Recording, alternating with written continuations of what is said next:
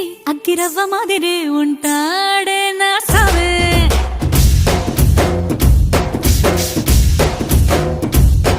మెత్తాని పత్తి పువ్వుల మరే సంటో